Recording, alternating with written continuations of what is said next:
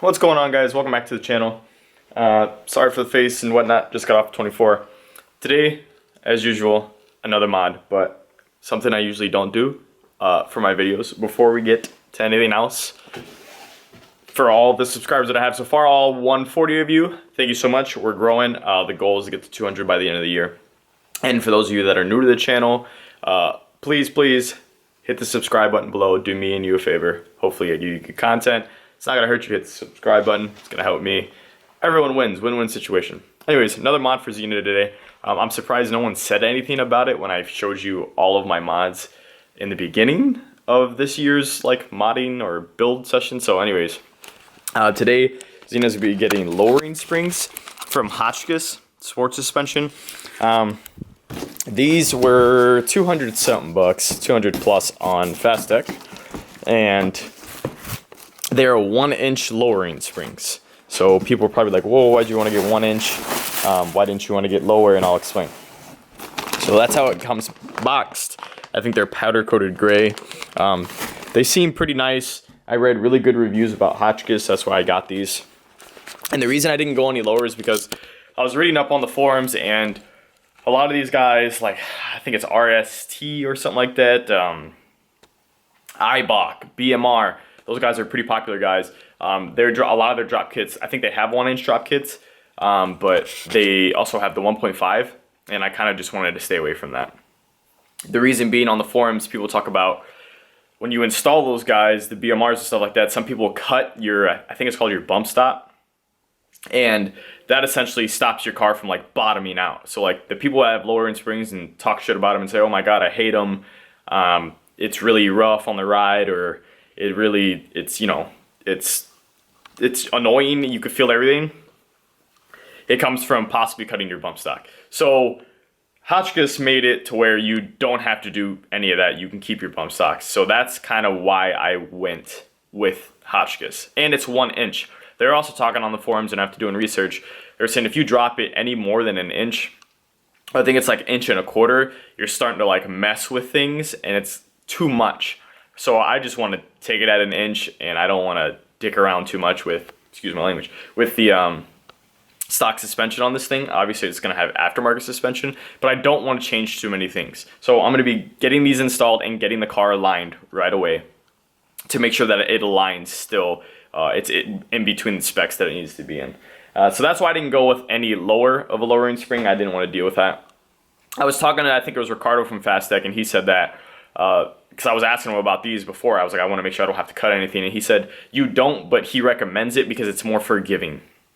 So I know that kind of goes against what I said, but he said it's more forgiving on the ride. So the ride quality will be better if you cut them, because it will give it a little more give, but at the same time, your car has the possibility of bottoming out. So like if you hit a real good pothole, even though your whole ride was forgiving, if you hit a real good pothole, you can bottom out real quick, and that could possibly do some damage. I don't even want to go with that. I'd rather deal with a little more bumpy ride than deal with that one time I'm not paying attention, I hit that big ass pothole and I bottom out, and I just don't want that damage on my car. So that's why I went with 1 inch instead of 1.5, and with Hotchkis because I don't have to cut my bump stops. All right, so that being said, I'm going to go back to Franklin Automotive, which for those of you who don't know is who did my muffler and, not my muffler, my X-pipe, my wideband bung, and my resonator delete. So I will put the link for the description in these, and it's kind of a nasty day out. Unfortunately, I have to drive in this Xena, which I really don't like to, but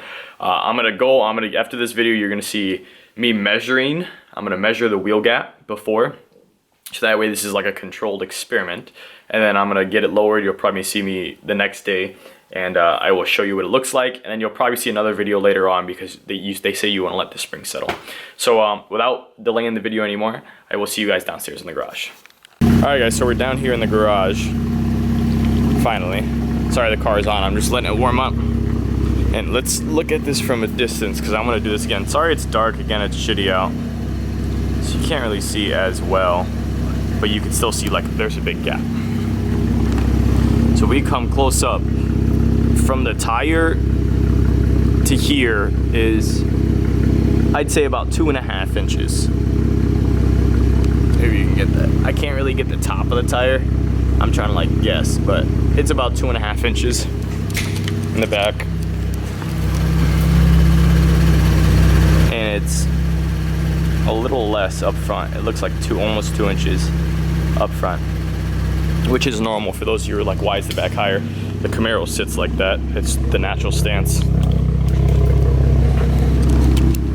2.5 in the back. Yep.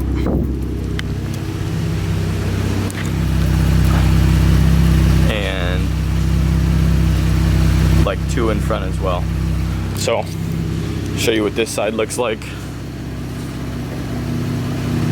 So, again, sorry it's dark. Can't really get the best video, but that's what it looks like. I'll show you what it looks like after we're done at Franklin Automotive. And I'm pretty excited to see what it looks like.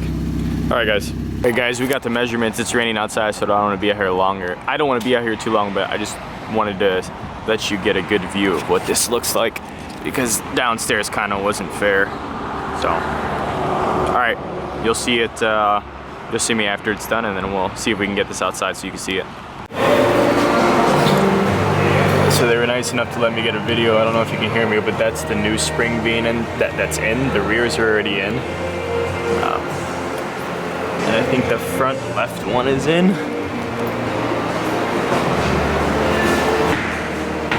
And then he's doing the right one right now.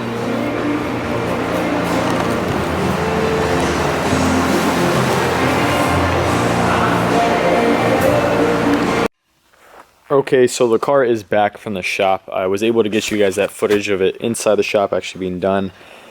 And then I was able to get the before shot. So again, it's another nasty day in Wisconsin, so I don't know if you're going to be able to see the difference. Definitely is lowered. It looks a lot cleaner. Once I get my wheel set up too that I want, it'll look even better. So just so you guys know, there's like, I have to do everything in order. Don't mind it being dirty because of the rain and stuff outside.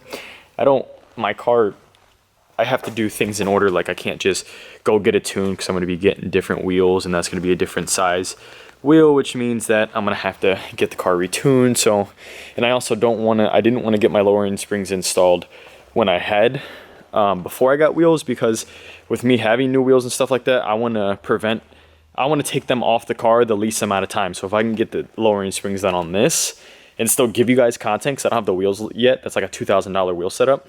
I want to give you content, so I'd rather lower this. That way when I put on my rims, I can put on my rims and the car's lowered. With the wheel setup that I am going to have, which I'm not going to specify exactly, it's going to fit a lot better. But if you do the math, I believe this was 2.5 last time. It's about just over 1.5 inches now from the top of that tire. And it might look different on yours, but if you actually like zoom in, there's a lot more of the tire. So it's about just over 1.5 inches. The springs haven't settled yet, and the front is almost, it's about 1 inch if you look at it. It's kind of hard to see, and I apologize for that again. I'll see you later on if I can get you guys another video outside, but that's pretty much going to wrap up this video. Thank you so much for watching. I said it earlier, please subscribe, show me some support, and for the people that are subscribed already, thank you so much for your support.